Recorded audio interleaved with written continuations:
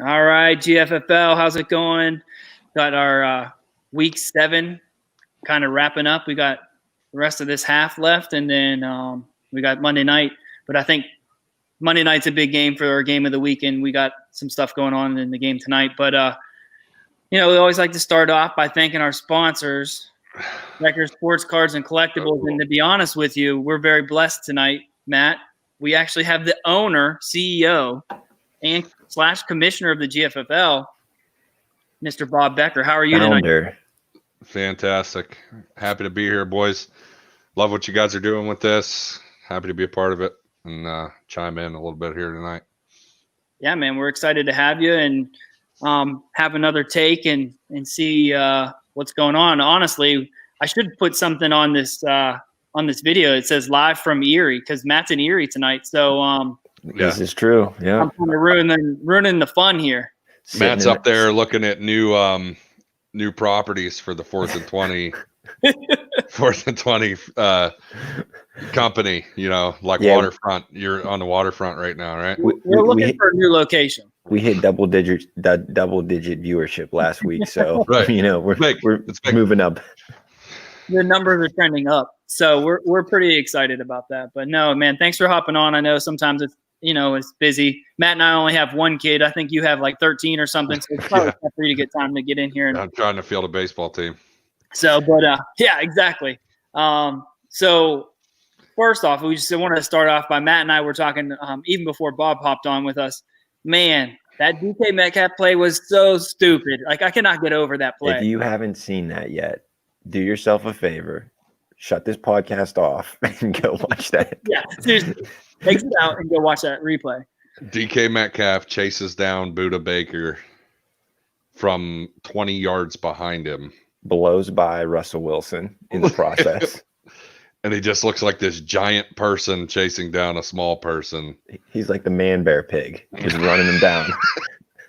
Yeah, dude. It was like the freaking Transformer. Just like it took him 50 less strides than the dude Budda Baker was running for a touchdown, man. It was insane. But anyways, I had to say something about that. And then the next thing, you guys joke with me, but Bob, I'm still waiting for my Van Morse card to add to my collection here. See here. Yeah. Oh, hey, that's nice. Hold on now. We're not done yet. I mean, we got lots. Where are you hiding all those BAMs? Like when you've been living away from your parents' house for so long, and then they just send a truckload of all your old shit. Hey, that's cool because I used to have like 30,000 baseball cards, and I came back from the military, and somehow they went away. I don't know where they went. Like where I was like, hey, Mom, where's all my baseball cards? It's like I don't know. Knowing how you are, I bet you had you probably had some good cards. I bet. Yeah, you know what though? Like I was a little bit of a freak, so like I would like separate. I literally had thousands of cards, and I would separate them all by like position and shuffle them like they were fucking playing cards, and I'd like deal them out and deal like 30 teams like it was the MLB, and like try to see like which team was the best. So I was a little bit of a weirdo with stuff like that. So like I probably did have some really awesome cards, but the corners were all banged up. And I didn't know what top loaders were back then. I was just like shuffling them. Not good for the value. Yeah, right. It's so funny. But yeah, so I actually went through a bunch of my old cards, and out of probably like 1,000 cards, I had 3 that were probably worth any money. One was like a Kobe Bryant, and then like an Allen Iverson and something else. But if anybody wants to buy Van Morse cards, put those on eBay. I'm gonna put a bid in tonight. Now those unis, man, I forgot about them. Get those in bro, that's Three Rivers too. Immediately. Yeah, definitely. Penny sleeves and top loaders. So instead of looking at my crappy card collection that's worth nothing, we can kind of get into the show. Start off like we always do. So we'll start off with our waiver wire pickups. So Tim had he spent the most this week on JaMycal Hasty. I'll be honest, I never even heard of that guy. So JaMycal Hasty. So Tim is either a way better fantasy player than me, or he was smoking weed out back of North Country with a bunch of the hippies that go there. I don't know. I never heard of him, but Matt, did anybody else bid on him, or is it just no, just him. He he got a source, and then he benched him, so he didn't even start this week on Tim's team. He went with 2 tight ends instead. Yeah, he went 2 tight ends. So contender, pretender. I mean, he's no longer a contender. His team was so bad, but so Bob, what do you think of that pickup? Guys, he did finish with 7 points. No, he did. You're right. So I agree. I think, but the reason he did finish with 7 points is because Jeffrey Wilson Jr. or whatever his name is got hurt. So yeah, I thought it was a lot, considering that I don't think he would have saw much playing time had yet another running back gone down for the Niners. So I think there was one other bid for him, though, if I remember correctly. Maybe not. If there was, I missed it. Yeah, I thought it was a lot for a guy that, is way down the depth chart there in San Francisco. But like I agree with you guys wholeheartedly on this.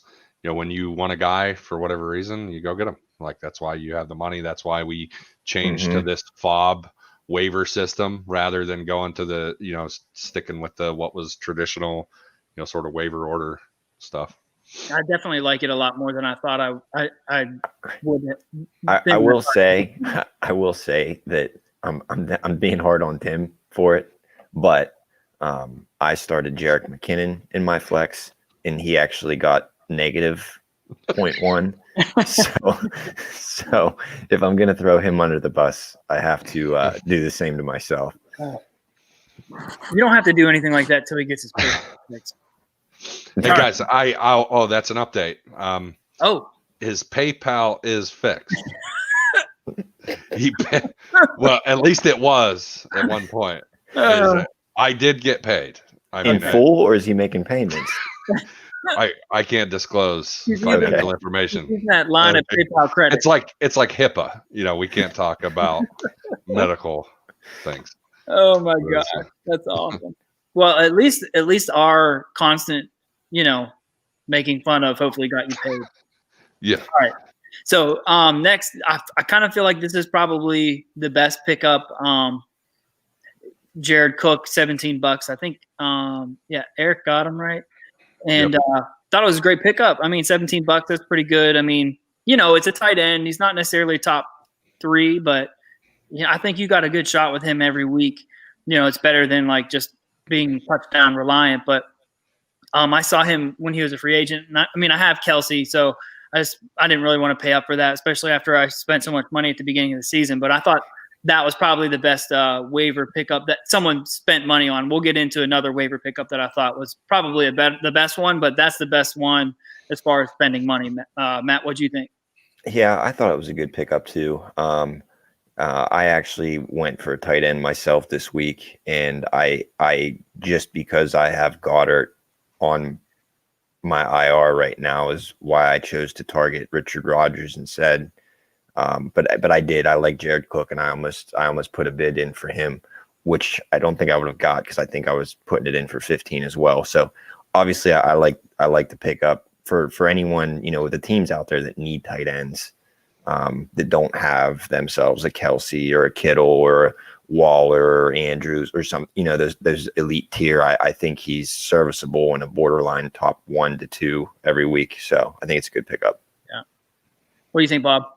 I agree. I actually think both of those, Jared Cook and the Richard Rodgers pickup, I thought it was reasonable money spent, 17 and 15 on both of those, but it was also both out of necessity, right? I mean, Eric owns Zach Ertz, I think, so what are you going to do? You got to get out and get somebody for the time being, at the very least. And the same with Matt. I mean, Matt went and paid 15 for Richard Rodgers. He's got Goddard. I mean, you have to field a tight end.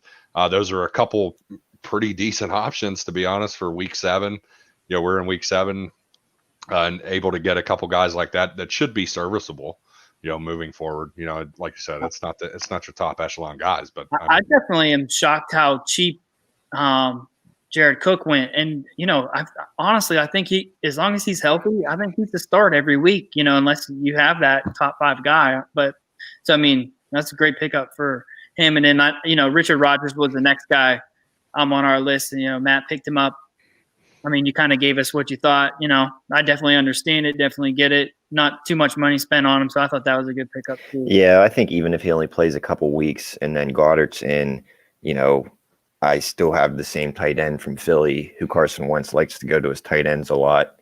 Ertz, even when he is healthy, is looking like he's probably getting out of Philly here shortly. If not this year, then most likely next. So, just if I'm going to have a chance to keep a tight end, I want it from a team that I think is going to stick with their tight end. So that was my thought process back on that. All right. So then the next one was, and I think this had the most people trying to pick them up, was the Chargers D playing Jacksonville. I think I was the person that was trying to pick them up. I don't remember what I bid on them. But Uncle Rico ended up scooping them up. And I just want to see he didn't even play them. Wait. Yeah, he played them. Yeah, he played them. They got 12 points. I mean, that's a solid pickup for this week, nice little plug and play kind of thing. I'm trying to see who his other defense is. Or maybe he's just that's who he picked up. So maybe he'll move. Streaming defense. Yeah, just stick with them. Honestly, I wanted them pretty bad. I didn't put in enough money. And boy, I'm sure glad I didn't get them. Not that it made a difference, but the Redskins, hung 23 on Steve-O this week. So that was good. But anyways, what did you guys think of the Chargers pickup? Honestly, at first, when I first looked at it, I was like, $11 for a defense that you're probably not going to start a ton of times was a lot. But then the reason that it changed my mind is there were 6 bids. They had 6 bids, 6 people put in for that. And I mean, if you want to count me, I put in a 0 bid. I didn't think I was going to start him, but I was like, hey, you never know. Maybe I'll change my mind. Something will happen and I can throw him in. But, so kudos to Uncle Rico. He's the one that put in the most money. Obviously, a lot of people wanted him.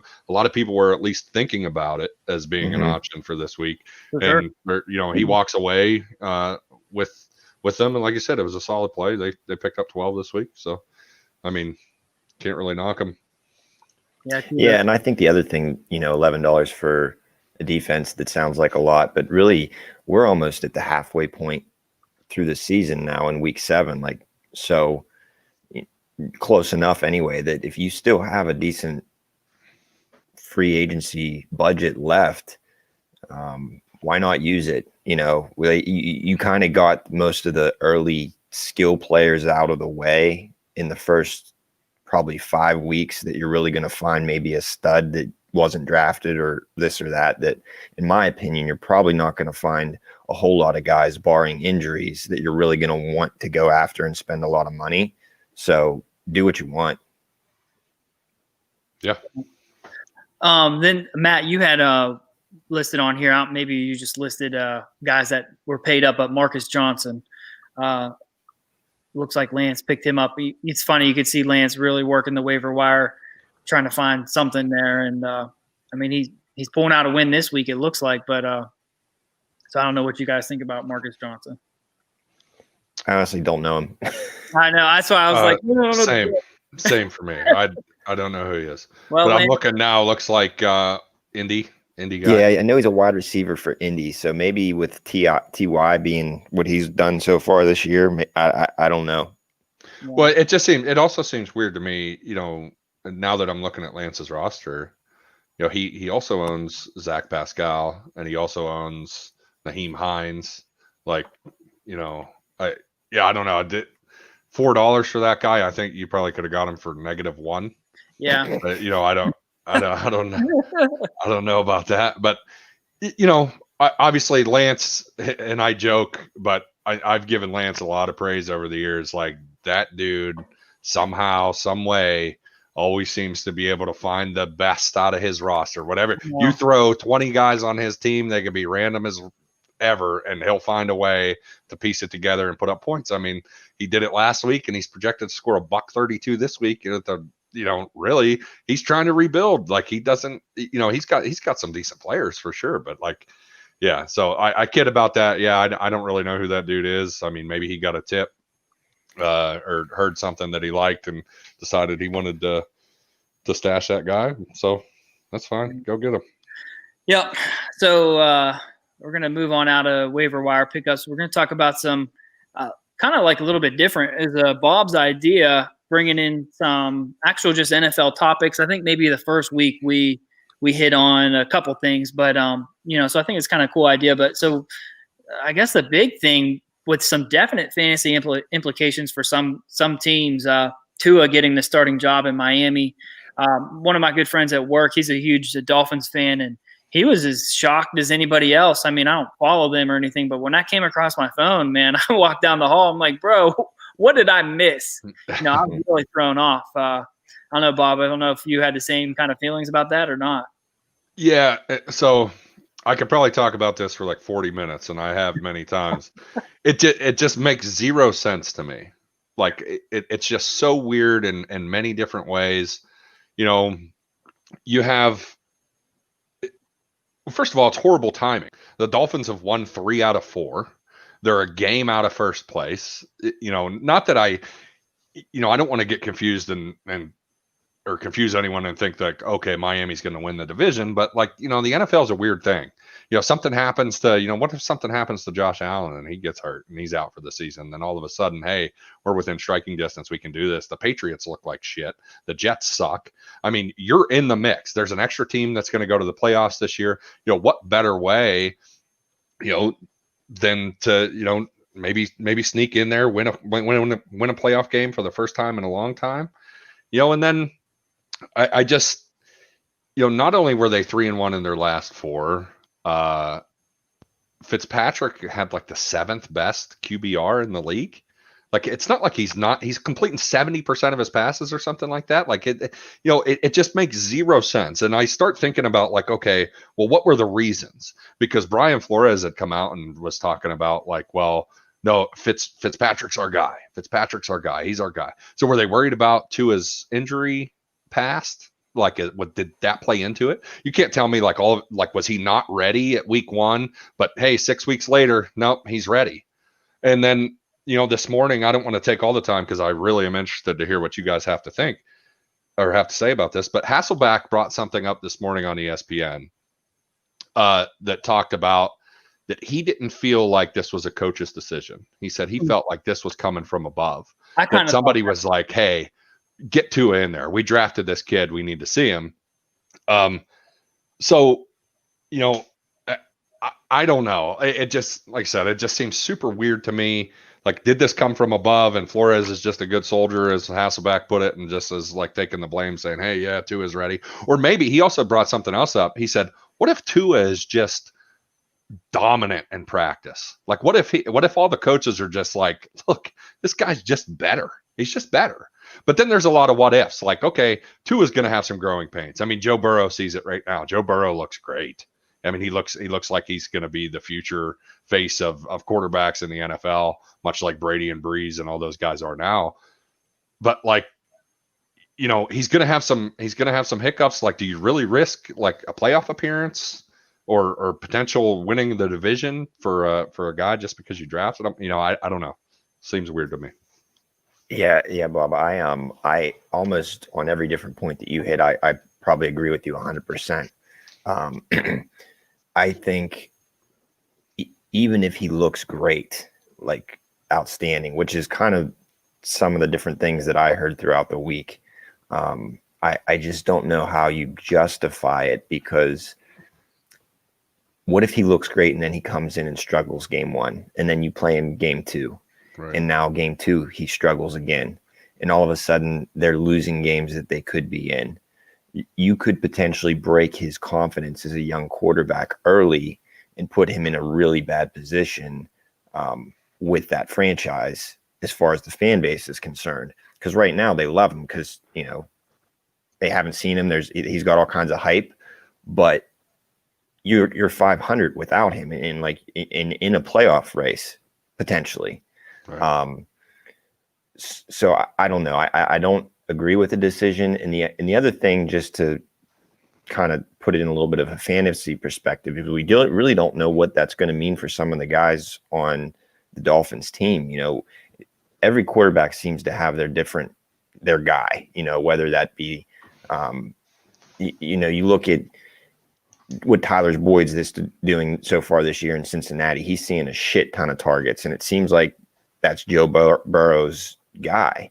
And before then, he was a good wide receiver, and he's still not the top echelon wide receiver, but his targets have gone up pretty tremendously. And that seems to happen sometimes when you put new quarterbacks with new teams, is you see different wide receivers kind of trade off targets because they seem to have a different level of communication or what have you with a certain guy. So I wonder how that impacts some of the receivers for Miami. Maybe Mike Gesicki's targets go up. Running backs, does that make Myles Gaskin a better running back or a worse running back? So right. I think it's going to be interesting how it plays into fantasy. And I don't think that Tua is a guy that you can come out and start right away. So I don't know. It's a lot of unknowns and what ifs. And that's where I'm at with it. Yeah.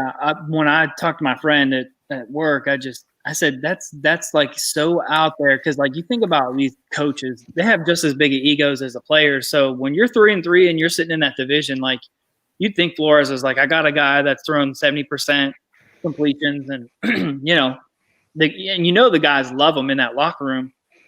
And I was like, that's gotta be a management thing.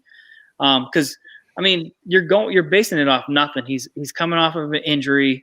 How many great quarterbacks have we seen in college that aren't worth anything in the NFL? And then we didn't even have a preseason. I remember, like I always think about Dak Prescott and the preseason he had and how great he was.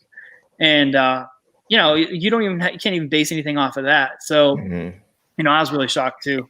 And I know it is a business too, but Magic was completely blindsided by it, because you saw the end of that last game where they had the game at hand and they put Tua in to take his first snap, and he's up on the sideline getting the whole crowd, stand up for this guy, because that's the kind of locker room guy, that right. He is.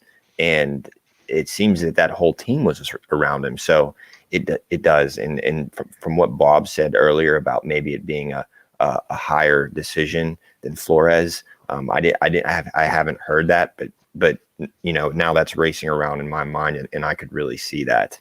Yeah.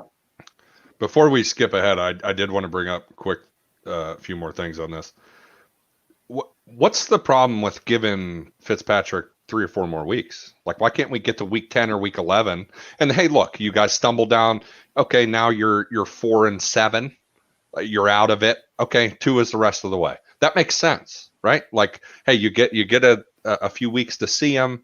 Not only that, like Matt touched on this, how long is that leash? How long is the Tua leash? Right. You come out there and you play like shit for 3 weeks. Like, do you go back to Fitzpatrick, or you just say you ride it out and be like, hey, all right, well, we made the decision. Now we're going to eat it, and we're just going to take whatever pick we get.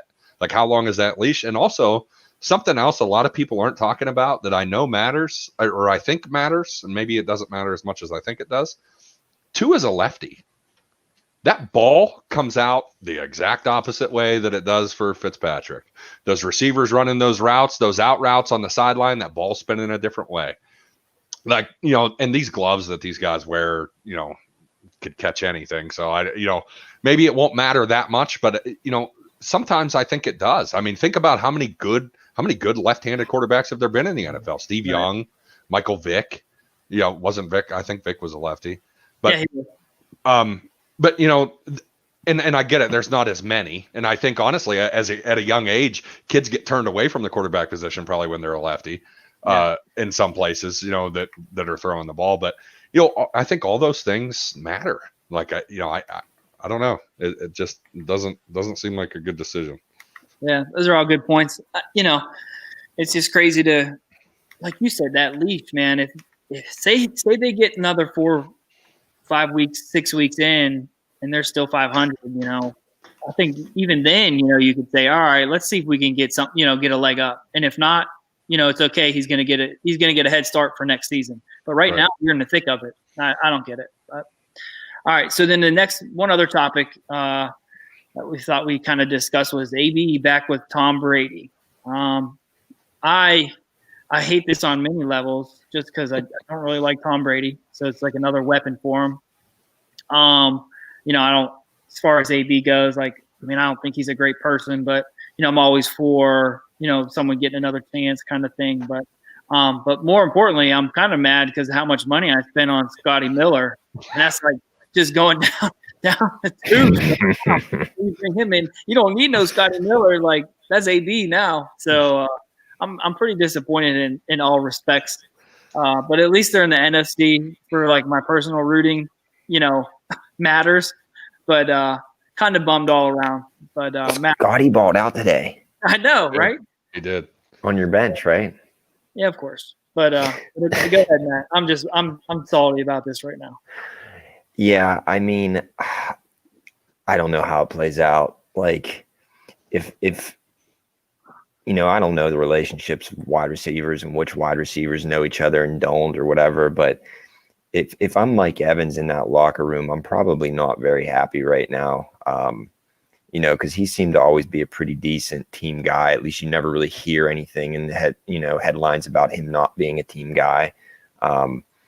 And he's not getting the targets that he once was in Tampa. Godwin looks great.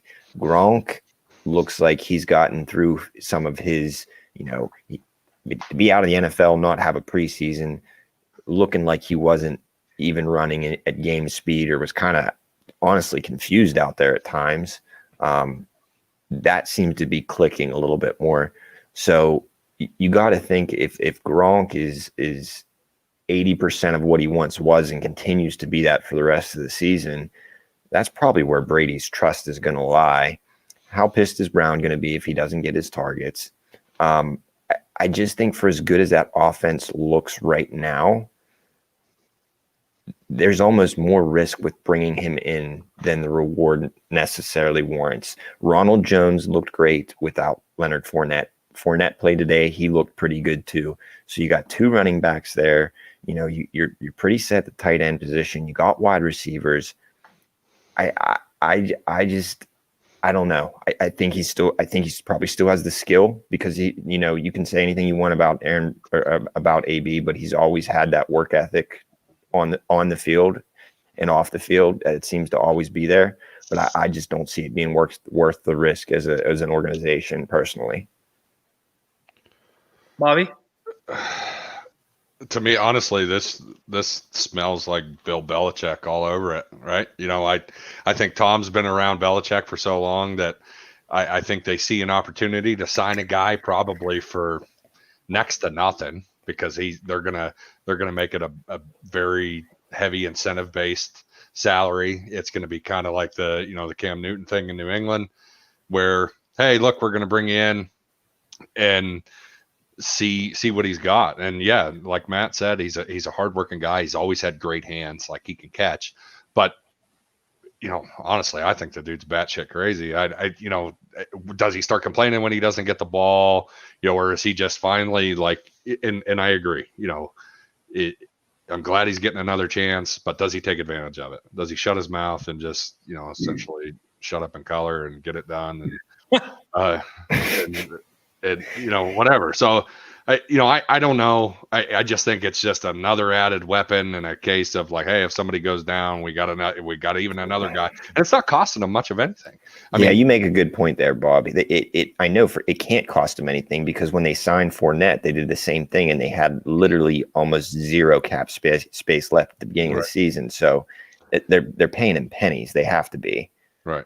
Plus, you got to look at Godwin and Evans, man. I feel like they're hurt every week. Right.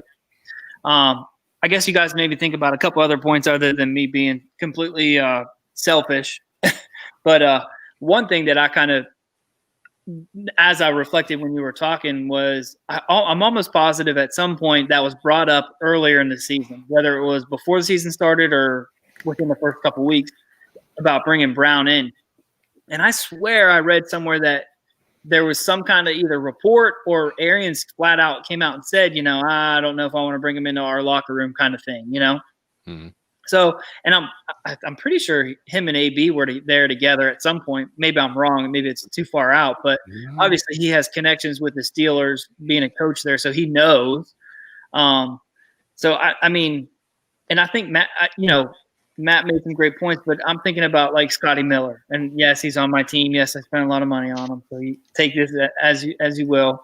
But you need a guy like him who, if he scores a touchdown, he's pretty damn happy. If he doesn't catch a ball, he don't care. He's there balling out, So he's like Hoover on the field. You wonder. Obviously, like you want to have talent, but with him, like Bob said, he's batshit crazy. So you kind of invite that in there. So I don't know.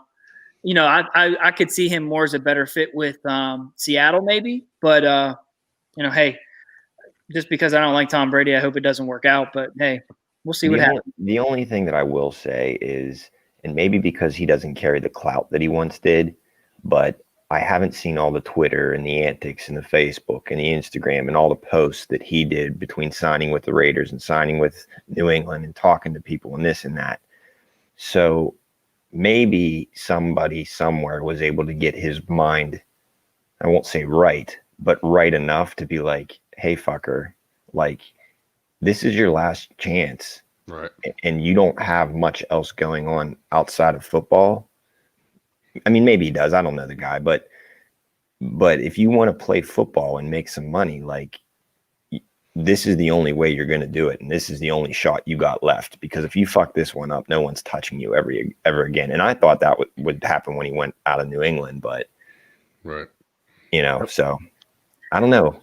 TBD. Well, man, it takes a while for your meds to settle in and figure them out. So anyways, so let's move on, keep it moving. So, Bob, you always did a really cool thing, even whenever we weren't a keeper, with rankings and stuff. And, I don't know. I know we're kind of ad-libbing most of this. But if you want to give us your and you could tell me if you're not prepared enough or whatever, but, like, your 2 cents with, like, the league standings or some projections that you kind of are looking at, it'd be cool to hear that from you. Yeah, and honestly, I'm not prepared for it, but it's fine. It's something that I kind of do in my – on my own time anyway. I'm always kind of looking at it, and that's the show motto: never prepared. So you're good to go. Never. Yep. That's it. Always drunk, never prepared. So, I mean, if we just go straight to the divisions, because I know we're already at 32 minutes. I mean, I don't mind going longer. It doesn't bother me, but I don't want to take everybody's time away from the game. But, so the Primanti's division, for people that don't know, and I may have touched this before, Steve-O pretty much from the beginning ran this division like it was his. Like every single year, that was his division, and he would win it. And then there was a weird time, maybe 5-6 years ago, when Whitus first came back into the league. Whitus used to be in the league well before we ever did the keeper, and then he went away for a little while. Yeah, Whitus was in actually back when you were in too. So. And then Whitus came in and didn't win the division, but ended up winning a championship. And that was sort of the beginning of the, I don't want to say the end of the Steve-O era, because he's still been right there. But now Steve-O kind of has a rival in that division that has kind of given him some problems, and this year as well. Steve-O right now, let's look at what's his current score. He's getting, oh boy, Hoover's blowing him out. Oh. That's not good. That's not good, Steve. So Steve's going to drop to 3-4, but Whitus looks like Whitus is going to lose as well. So he's going to be 4-3, and Matt looks like he's going to pick up a win. It's still close. You don't have to act so surprised when you say that, Bob. Well, I mean, Stu, I don't really feel real good about you beating me last week. So, so that actually puts, Whitus at 4-3, and then both Steve-O and Matt at 3-4. That division is very tight. That's a game difference. Now, Whitus is the highest scorer in the league, so he's run into some bad luck. I think his team is just too strong at this point. I think he ultimately wins the division. But Steve-O did what he said he was going to do, and he's clawed himself back into contention a little bit here. At some point, he's going to get Michael Thomas back, and it's going to be a problem for other people. And kudos to Matt. Coming out of the cellar, number one pick, his draft. He makes me eat my words every week. The people that he picked up are no. Will Fuller makes you eat your words, not yeah. Matt. Well, whatever. Will Fuller sucks. But Matt's right there. Honestly, I mean, a couple. We all know that fantasy, half of it's luck. Half the time, a couple good matchups fall Matt's way, and all of a sudden, we're in the playoffs. I mean, we've seen it many times in this league. The 1 seed comes in and gets knocked off by the 8 seed, or the 2 gets knocked off by the 7. So it happens all the time. So, that division's super tight. You go down to my division and the Hines division, when we first started this thing, I mean, Bill Mokel drafted a monster squad. And for years we were just like, oh, Bill's team, he has all the good receivers. Antonio Brown in his prime. I forget who did that. It was Phil. I mean, he took a hot turd for Antonio Brown is what it felt like. But anyway, sorry. No, you're good. So, and just recently over the past couple of years here, I've sort of dethroned Bill and taken that division over. And that third team in that division has always kind of struggled because Bill was always so good. And now my team's pretty good. And Rich has been thrown in there, and I still have the same thoughts about Rich's team. I think his team is better than what it produces. For whatever reason, I just look at it and he's got good players and he just, for whatever reason, never seems to get the wins. And looks to be more of the same. What's his score right now? Yeah, he's getting smoked by Uncle Rico. So he's going to fall to 2-5. Looks like Bill's in a tight one with Eric, which is potentially going to, if he wins that, go to 4-3. I'm looking good. I'm going to win. So I'm going to go to 5-2. I would like to, Bill's hanging in there. It's making me a little nervous. I've obviously dealt with so many injuries and so many, I can't believe that I'm in the position that I'm in. Keep in mind, week 1 and week 2, I combined one by like 1.5. So, I mean, I'm literally talking 2 points difference, and I'm 2-4 right now. So, like, I try to keep that in mind. I mean, as of right now, I'm in control. I'm looking good, but Bill is making me nervous. I am the second highest scorer in the league, though. It's just really weird considering all the injuries I've taken. So, I guess as of right now, it's mine. We'll see what let's see what Bill and Rich have in store here on the second half of the season. Down to the Iron City division, Hoof 4-2 with Eric. Hoof's going to get a win this week. Eric's in a dogfight right now, trying to keep pace. And honestly, ever since you and Dane, actually you, Dane, and Reggie, when it first started, all were really close. Better. That was probably one of the better divisions. Yeah. Yeah. And then, Reggie actually drafted well and then showed that like over time, he wasn't really good at the keeper type stuff. And his team sort of fell off. And it was you and Dane that were always battling for the division. And then obviously Dane left us and we got Eric and now Frankie. And, this is your division. These two guys that are in there with you are newer guys. Eric has, come in, and that's one thing that I love about this when you spend enough time in this league is everybody does it a little different. Matt had his way of doing it, and Eric took over Dane's team, who had won the championship the year prior. I know I've touched on this before. That roster just didn't seem to jive with him and the way he wanted to play, so he kind of broke it down, tore it down, and rebuilt it back up. And he's a pretty tough opponent here. He's 4-2, could possibly be 5-2 with you. And it sort of leaves the new guy, Frankie, on the outside as of right now. Your team is still as solid as ever. So as of right now, if I had to pick, I think you end up taking this division with Eric maybe also making the playoffs. As of right now, looks like Frankie's got to find something. He's got to find a way to score some points and get himself back into that mix. And the final division is the Yuengling division. And this is so Tim, when we first started, Tim was not a very good team. And over the years, he has just really built himself back up into what he is now. As you see, he is a 4-2 team. You guys gave him some praise a couple weeks ago, and since then he's fallen on his face a couple times, including this week. So I still think there's a lot to learn about Tim's team. What are we going to get? If it's going to be that inconsistent, then I don't think we're looking at a championship quite yet. But then again, you look at Uncle Rico's team, and on paper, man, that team is just nasty.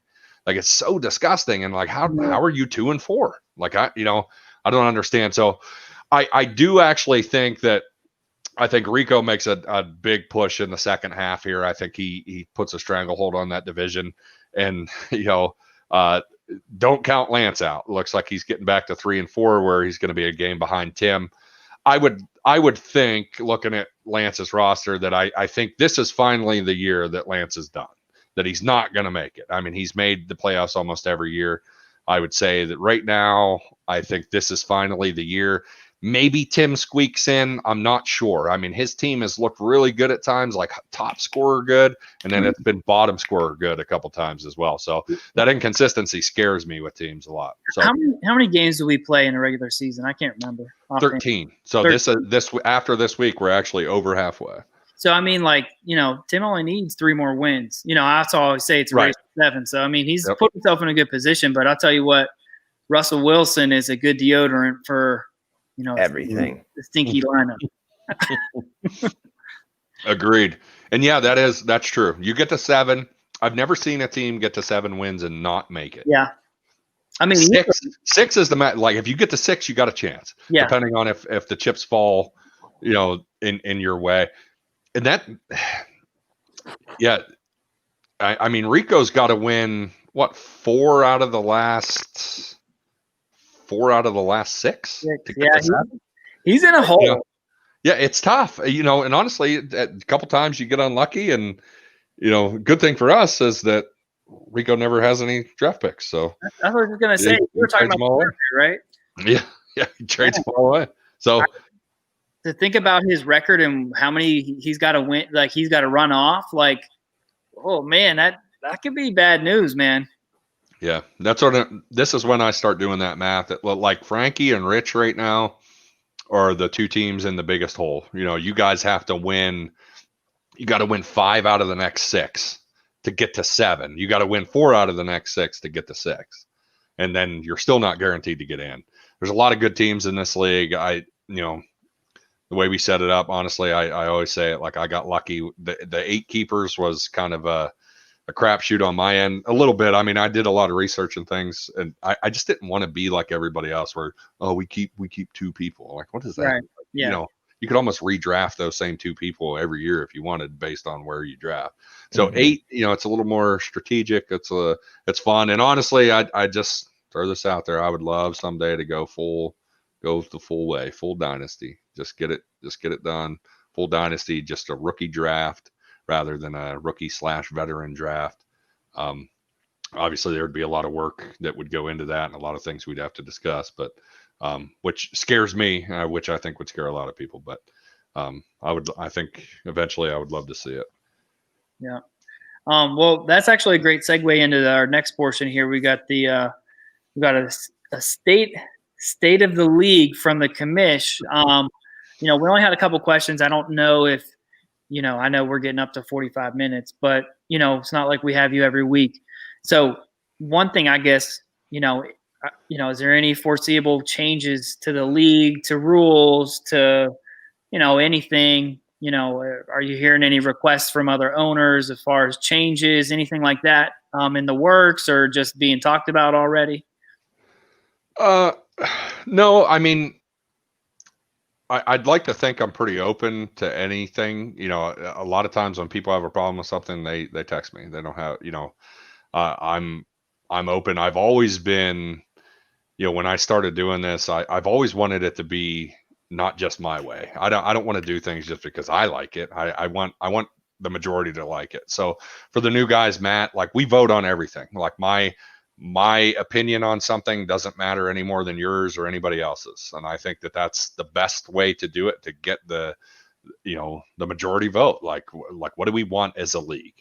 And we talk about things, and I try to, Rich paid me a very nice compliment when we spoke last time on the phone, and he just said, he's trying to do what I do, and I ask a lot of questions at the end of the season, and I give the floor to everybody else, and I step away. I don't want to talk. I don't want to sway somebody's opinion one way or the other. I don't want to make Matt or Lance or Frankie or anybody think like, oh, this is really what he wants, so we should vote this way. I don't ever want that, because if plenty of things over the years have been voted against the way I've wanted it, and that's fine. And a lot of times, sometimes it works out, sometimes it doesn't, but it doesn't matter. The point is that that's what people want. So any changes that happen will be the same way. We're going to vote on it. We're going to throw it out there. The biggest, I think, ruffle in the feathers that we've had recently was just the draft and me being too excited and opening it up early, and it's sort of taking 17 hours to get it done or whatever it was. So it's been thrown out there, maybe having a timer at the draft after maybe a certain round. Maybe we did the first few rounds, and then maybe throwing a timer in there. A couple other things that I always have a list going of things that I could potentially bring up. Sometimes I decide to not bring it up, sometimes I do. The next thing, I play, actually, Frank Half Baked, a team in our league, runs an IDP league, and man, I started playing in it last year, and this is my second year in it. I love it. I don't know if either of you have ever played in an IDP league, but man, is it fun. Like, it's just like the defensive equivalent to your offensive roster. You get points for tackles, and it's not as much, like the defense doesn't score as much as the offense, and that makes perfect sense. But you reward the same. You reward solo tackles and assisted tackles and forced fumbles, fumble recoveries, that sort of thing, touchdowns. It's just a lot of fun. It's something that I currently have on my list that's I think I'm going to throw out there, and maybe we can talk about at some point. I think that's one small step toward the ultimate goal I have of going full dynasty at some point. And then there was something that Rich brought up a couple years ago that I always kind of think about. This is a non-PPR standard league, but we do have sort of PPR points that are given to quarterbacks in this league. You get points for every 5 completions and every, which we don't do that for, we don't have, it's not a PPR league. So it's always something that's kind of on my mind. When I initially set that up, I guess my thought was always like, on a real football field, the quarterback is the most important.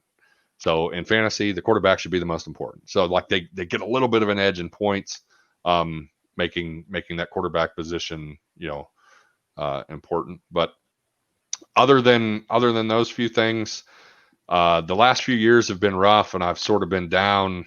We lost a lot of players. We lost Dane, and we lost Phil, and you could go back. We lost quite a few guys. I'm very lucky that you guys care about the league so much that you guys recommend guys like Matt, who I think is a great addition. Frankie's a friend of mine that we were able to get in. Eric is a great player, loves fantasy football, has a mind for it, likes to think about it, and really made his team his own as well. So I was really down because I think one of the things that make a dynasty / keeper league better is being able to keep the pieces in place. And we lost a lot of guys, and that happens for many different reasons, but honestly, I think we came out on top. I think we're okay. I think we're better now than we were then. That's all you can do, I guess. The 12 people aren't going to stay together forever. I'm sure a lot of leagues deal with this sort of thing. I just been, how it was, Hoover, way back in the golden days. It used to be a league rule, like if you couldn't make it to the draft, you weren't in the league. Right. And I think we did lose something there. I think I was right when we decided to get away from that. We did lose a little bit of camaraderie and a little bit of fun times that we got to spend one day out of the year together. But all in all, I get it. Life changes for people. We can't, it's one thing to do that when we're 23 years old, but now that we're in our 30s and we got kids and careers and things like that. It's sort of changes things. You're not lying about that rule either. I remember drafting my fantasy team before. It was the day before I moved to North Carolina, and my mom was so pissed at me because I was so hungover, and they were following me down to Greenville, North Carolina, and she called me 3 times. You're swerving all over the road. Are you still drunk? She was so mad. She packed my car and the truck, and my parents, they were mad at me, man. But I wasn't getting kicked out of the league. I can tell you that right now. Yeah. So, no, I think those are all great topics of conversation. And, Matt I've known Matt for, I don't know, can't remember how long now, 2005. Yeah. And I always talked about your league, and it's funny that it took kind of that long for Matt to get in, but I always didn't I draft your team for you the first year, Hoove? I can't. No, there's no way, because that would have been. That was a different. It went to. No, I don't remember. You did draft one of my teams for something. I don't remember what. You did ask me one year. I remember. I don't know if it actually happened though. I remember you saying, "Hey, I have this going on, but if I can't make it." No, I mean, this was years and years ago. Like, we were still living in college together. No, because I wouldn't have been in the league. That was a hard rule. Like, if you didn't come, you weren't in it. Oh yeah, that wasn't my league then. It might have been something. But else. actually, Matt, you and I have met. Yes, back in the day. Yeah, like we a few Thursday nights at Ginger Hill. Yeah, a couple D-hole evenings. Couple Pens games, I think. We had a couple Pens games. Watching some Pens. All right, so we're gonna keep it moving here. We got our Monday Night Football lines. We'll do this real quick. I kind of am digging the Bears +6. They keep on surprising all year long. But my favorite bet is the Jimmy Graham to score a touchdown in the game. I mean, he's scored quite a few touchdowns this year. He's kind of having a little bit of a resurgence, but he's getting +350. So, I mean, even if you make a small bet, half a unit, man, that's a pretty good payout for a little bit of risk. So that's where I'm at with the Monday night lines. Matt, I know you got a couple plays. Well, I said that I was 100% with you on the +350 just because I think the payout is so good.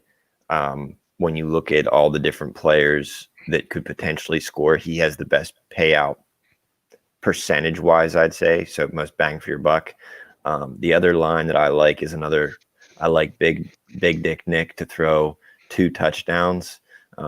You get even money if he throws over 1.5. So 2 touchdowns gets you even money. So I like that bet as well. I'm torn on the over. For some reason, I want to go on the over this game because it's a Monday night game. I keep on. I know. You keep trying to talk me out of it. So I would definitely fade that, but I'll probably end up betting the over on that game. Yeah, you're probably pretty good fading us any time of the every week. We should start keeping track. You should. Yeah, that's what I was gonna say. You should make one bet every week and keep a record. Yeah, and special guest records too. Yeah, if anybody jumps in. Yeah, we'll add that. So my one that I want a record of is Big Dick Nick to throw 2 touchdowns. Yeah. Oh man. I'm gonna start my part by saying I'm running very badly right now, so don't listen to anything I say. I just want to throw that out there. I mean, it's not good. But I also like the Bears +6. That was the first. I think it's +110, something like that, to take the points. And I don't. Where do you guys bet? FanDuel? Yeah. So I was looking at. I probably have a couple different lines. I use the PA Casino because I play poker. The Poker Stars Casino. They have an option on there. They have one that kind of caught my eye. +600 for Cooper Kupp to catch a 4th quarter touchdown. Oh. Now I get it. It's 1 quarter. It's whatever. But and he's been bad the last couple weeks. I mean, I own him. I know he's not done well. I expect him at some point to bounce back. He is a favorite target of Jared Goff. The money is just big. +600 for a 4th quarter TD. So I like that. The other one I saw. So I'll go on record for that. If I'm going to throw money on this, it's +600. Cooper Kupp, fourth quarter touchdown. That's mine. I wasn't expecting that at all. That's a total degenerate bet, and I'm loving it. Dude, but if you think about it, you would have to make like a 14 parlay to get plus 600. Plus 600, right? I mean, that's one touchdown, fourth quarter. That's it. One play, man. Let's go, That's baby. And like I said, I like the Bears plus 6, so the Bears are going to be winning. LA is going to have to throw. They're coming down. I can see it. About 9:37 left in the fourth. Cooper Kupp across the middle, 3-yard touchdown. Done. Plus 600. If you hit it exactly that way, I am in Erie.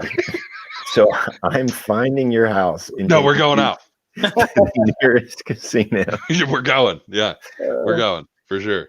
Oh, man. The last one I had, which I thought was okay, it was a double your money bet. It was a plus 200 that each team scores a TD in each half. So, each team scores a touchdown in the first half, second half, a little double your money, plus 200. That's what I had. But like I said, I'm running horribly. So the Rams will probably win by 100, and Cooper Kupp will get injured in the first quarter. So. Cooper Kupp will score a touchdown in the first, second, and third quarter. Right. He'll score 87 fantasy points and get benched. He's going to score as the third quarter expires. Oh my God. Bob, I was not expecting that. I'm really digging that. I'm glad that you what's your record bet then? What are you going on record with? Plus 600. Plus 600 Cooper Kupp in the fourth. That's what. No. I mean, Hoove. He didn't put his on record. All right. If I'm going on record, I'm going to make money. I don't want to bet on the Bears. I'd rather bet on Jimmy Graham. Former basketball player. He was a homeboy for quite a while. So I'm taking that plus 350. Taking that. All right. Never bet with your heart, Hoover. Hey, I know. That's what always happens. Rookie gambling 101. Okay, Mr. Cooper Kupp plus 600 in the fourth quarter. Yeah, I know. And like I said, I'm pretty sure in the pick'em I'm in, I went like 2-11 the last 2 weeks, so it's not good. I wish I could say the reason why I do so bad in the pick'em or why my standings is so bad is because I'm just terrible or unfortunate or because I forgot to pick for an entire week, but it's pretty bad. That'll hurt you. That I'd still probably would be in last if I picked that week. Oh my gosh, it's so bad every time. So good thing I don't put money on that. So last, we got to end with the game of the week. We do have a good game going. It seemed a lot better at the beginning of the game. We had New Day Co-op against Team Mokel. He's got, I think, 3 guys. He's got 3 guys left to play. Kenyon Drake is technically this game's almost over, and he's really not showed up. He's only got 2.7 points, and he in New Day Co-op he's down. My math is terrible. About 30. So, I mean, Matt and I both were saying, Bob, before you got in here, man, he's going to need big days from 2 players. Well, he didn't get it from Kenyon Drake, which would have been better because then all he would have needed is 1 Ram to have a good game, but now he needs 2. So yeah, he's behind now. I actually thought he needed Drake because I don't know. Chicago's defense is pretty good. So, with that being said, 11 minutes in this game, the way this game has gone, Drake could still find the end zone, and then all of a sudden, that game is very tight. Yeah, I mean, I think that's his best bet, right? I mean, Drake's got to get in. He's got to do something. It looks like 26 points. He needs like 25 points, I think, wins him the game. It's just tough. You start looking at, if you want to cut it in half, you get about 12.5 from Henderson, 12.5 from Woods tomorrow. I think your better bet's probably one of those guys blowing up and the other one just being average. But yeah, he needs some help for sure. And that's a big game for Eric. To keep pace with you, Hoove, as you've already locked yours up, for him to stay there, especially because, I just don't think his roster is what yours is. Yeah, it's definitely like I kind of was sort of favoring him. I thought like he would probably end up pulling that one out, but I'm happy to see him lose and able to get a game up. So that's always a good thing. But So Yeah. that's game of the week. So it'll be kind of cool to see how it plays out Monday night. Yeah, Chicago's got a good secondary as well. So, I would kind of expect somebody on the Rams to do well, wide receiver wise, and then somebody not. Like usually with those guys, you kind of see a balance, but then sometimes you have teams that have corners and safeties like Chicago's got. It seems like only one guy's getting the ball. So I don't know. It'll definitely be interesting. I mean, and the cool part is it with that game that's left, it's got a lot of importance in the structure of how things could, play out for the playoffs and everything. So it's kind of, it'll be interesting. I mean, the whole league is wide open. Matt, what did we say? There's only 2 teams that are going to go to 2 and 5. Yeah. And then I think there's 3 teams that are going to go to 5 and 2. So, I mean, we're potentially, I think, yeah. We're running out of time, but it's still tight. People are still in it. Bob, when's the trade deadline? I believe it's week 10. Okay. Don't quote me on that for now, but I believe it's week 10. So, I mean, it's always right around. It's always like just before Thanksgiving, I think. It's usually like when it falls somewhere in there. So, I mean, it'll be interesting to see. No trades this week. First time in a while, right? Yeah, I kind of wonder if people are waiting to see what they do. Like, are they going to win a game? Win a game here or there? So, it'd be interesting to see what happens. See who's selling, who's buying. Will Fuller's on the block. Will Fuller's he's always on the block. Maybe Bob, you guys can talk after we get off here. You can make a deal. Yeah, I'll give you 2 FOB points. FOB dollars. 2 of them. Better than 1. Is honestly 9 away from being able to get the Chargers. All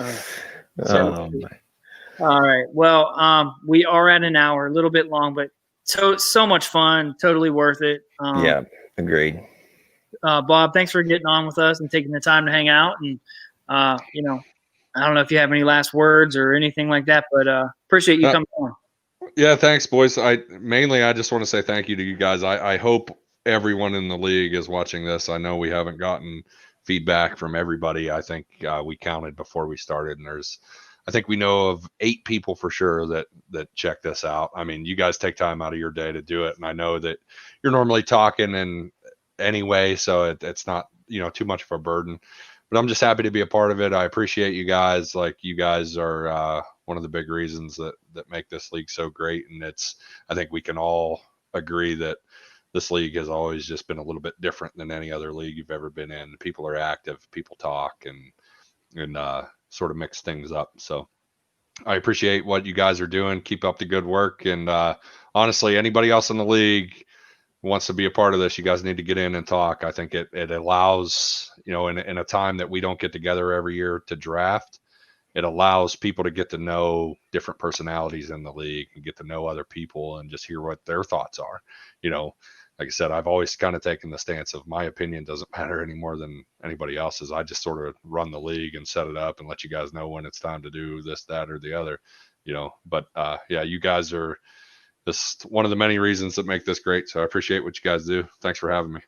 Yeah, man. I think I don't remember if you said it on here or not, but I think it helps the league as far as just being a little bit more. I don't know if you want to call it closer or just, having a better understanding. You get to hear about a lot of the old stuff, old rivalries, who's been running, certain divisions, and it's not just like jumping in and, not really knowing anybody. So hopefully everybody likes it. And, if you guys want to see something or you want to hop on, let Matt or I know. Yeah, I definitely say, like, because I'm one of the new guys this year myself. So for any of the new guys that, haven't gotten on, I think it's great because I've learned a lot about the league from Hoover and, from Bob and Whitus and guys jumping on and talking, like, to help me kind of get embedded more into the league and like ramp up to speed a little bit faster than I think I would have had we not done this. So I think it can be helpful for guys as well. Yeah, definitely. So we're going to cancel the show. But no, I'm joking. But thanks, Bob. Appreciate you coming on. Matt, it was, as always, good seeing you. You too, brother. See you guys next week. See ya. Later, boys. Later.